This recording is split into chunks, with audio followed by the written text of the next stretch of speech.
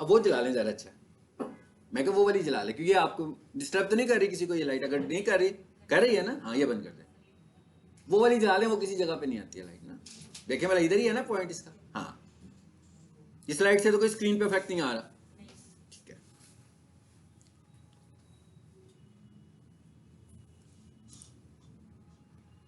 लेकिन मैं यूट्यूब के कहीं पे चला जाता हूँ। अच्छा, यूट्यूब के ऊपर हमने मार्केटिंग कैसे करनी है, अभी थोड़ी देर पहले मैंने बताया आपको कि भाई यूट्यूब पर एड्स भी चलते हैं।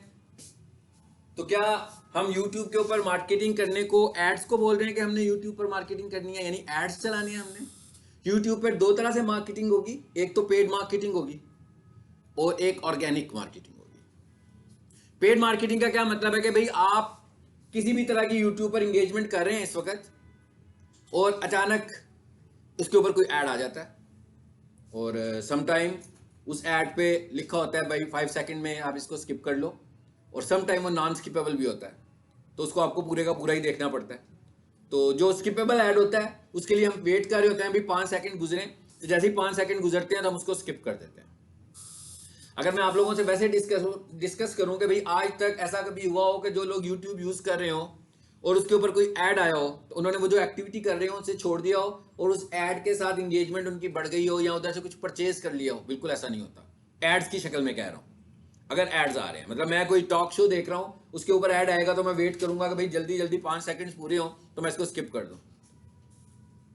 तो ये वाले एड्स हम लगाते कैसे हैं? ये हम गूगल एड से लगाते हैं, ठीक है। तो गूगल एड का जब मॉड्यूल पढ़ेंगे, जिन्होंने पढ़ा हुआ है उनको पता है, और जिन्होंने अभी नहीं पढ़ा उन्हें पता है कि जब हम ऐड लगाना सीखेंगे तो उसमें हम ये वाला ऐड भी लगाना सीखेंगे। तो सबसे पहले तो हम ये समझ लेते हैं कि भाई मैंने तो इसकी इंपॉर्टेंस बिल्कुल किल कर दिया, तो फिर ये लगते क्यों है? हाँ, ये कब लगेंगे? ये उस वक्त लगेंगे जब हम कोई अवेयरनेस कैंपेन चलाना चाहते हैं। मिसाल के तौर पर मैं कहता हूं भाई पीक सॉल्यूशन में एडमिशन ओपन हुआ है, तो शायद एडमिशन ओपन में तो कोई एडमिशन ना ले, यूट्यूब के ऊपर वीडियो जब चल रही होगी तो उधर से कोई एडमिशन तो नहीं लेगा, लेकिन पीक सॉल्यूशन वाले कोई नया कोर्स लॉन्च करते हैं और वो ये कह रहे हैं कि भाई 6 महीने में ना इसके बहुत अच्छा एडवर्टाइजमेंट हमने करनी है, ताकि जितनी भी ऑडियंस, इंटरनेट की ऑडियंस है ना, उसको पता लग जाए कि ये कोर्स है क्या। इसका मतलब क्या हुआ कि इस कोर्स का जो हमारा बेसिक ऑब्जेक्टिव है वो क्या है?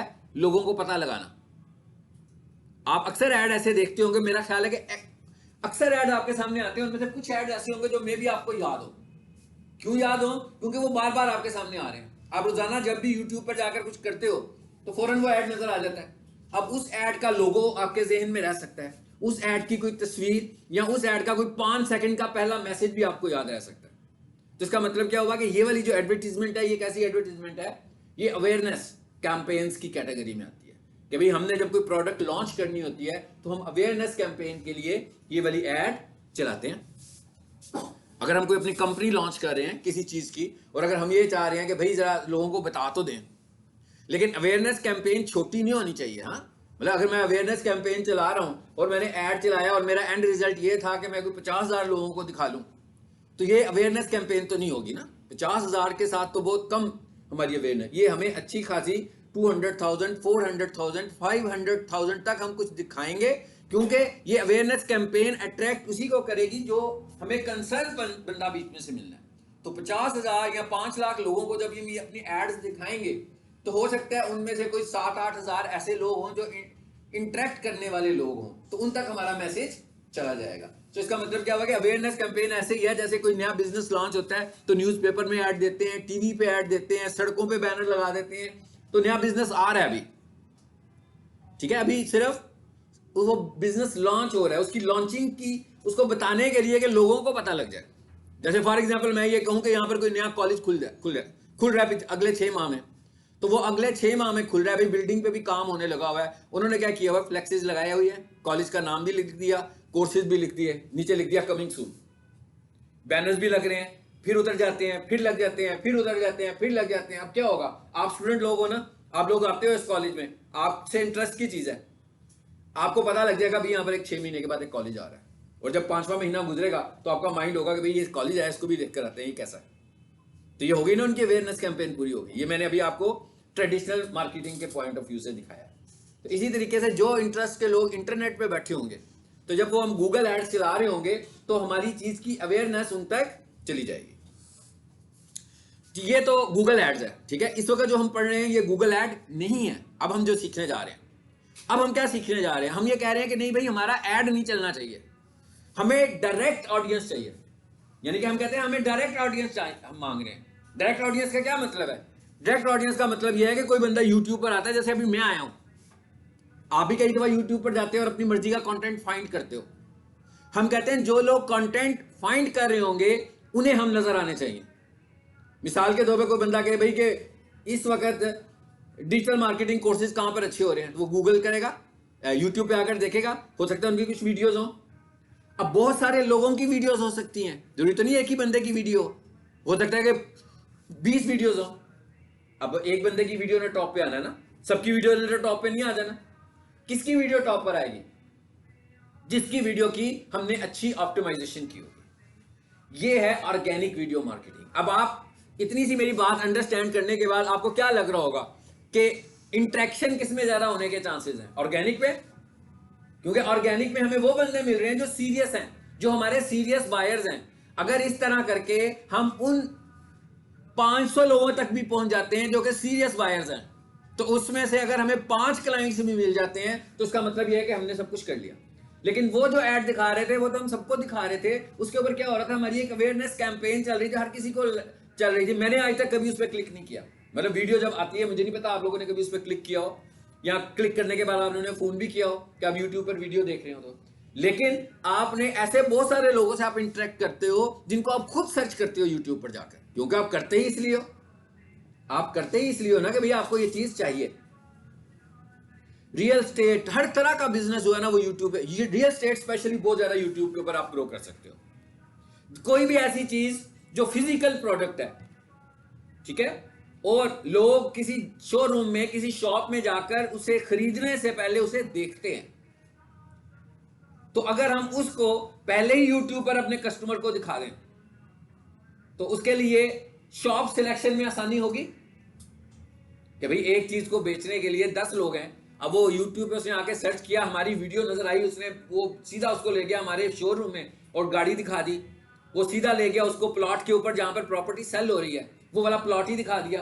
वो सीधा ले गया उसको घर के अंदर जो घर सेल होने लगा हुआ है, उसने पूरी की पूरी वीडियो में वो वाला घर दिखा दिया। तो इसका मतलब क्या हुआ कि उसके लिए डिसीजन लेना आसान हो गया कि उसने जाना किसके पास है। सो ये है हमारे पास ऑर्गेनिक वीडियो मार्केटिंग।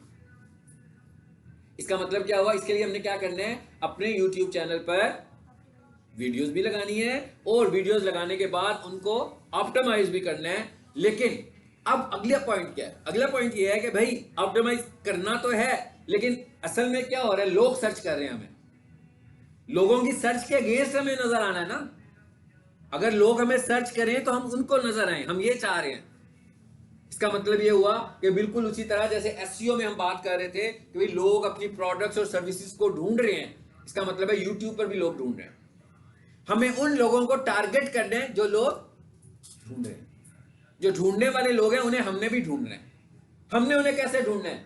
कीवर्ड्स के साथ। इसका मतलब क्या हुआ कि हमें थोड़ी सी रिसर्च करनी पड़ेगी कि भाई हमारा जो टॉपिक है, हमारा जो बिजनेस है, उस बिजनेस की वीडियोस को देखने के लिए लोग सर्च क्या करते हैं, क्या लिखते हैं यूट्यूब पर जाकर। जब वो यूट्यूब पर जाकर कुछ सर्च करते हैं तो उसके अगेंस्ट जो सर्च नजर आती है उसमें कौन कौन लोग ऊपर आ रहे हैं, वो कैसी वीडियोस बना रहे हैं, उसके सर्च वॉल्यूम्स कितने हैं। सर्च वॉल्यूम, सर्च वॉल्यूम का क्या मतलब है कि उसे ढूंढने वाले लोगों की तादाद कितनी है।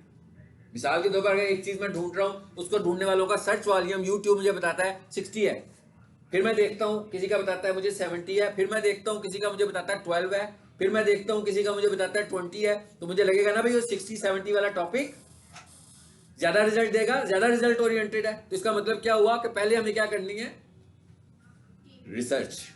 ठीक है, ये वाली रिसर्च एसईओ वाली रिसर्च से जरा आसान है कर रहे हैं भाई। इसके लिए क्या करना है मुझे, देखते हैं।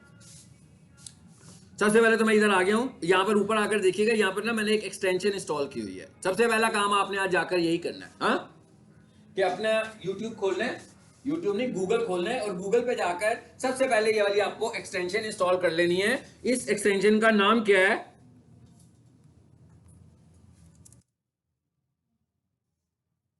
जी, विड IQ और इसको इंस्टॉल करने के लिए आपने सर्च टर्म क्या लिखनी है,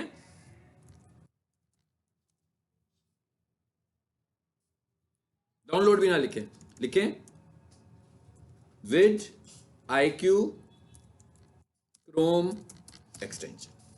ये आपने जाकर कहां लिख देना, गूगल पे जाके ये सर्च टर्म लिखनी है आपने। रिकॉर्डिंग हमारी ड्रॉप हो रही है, करते हैं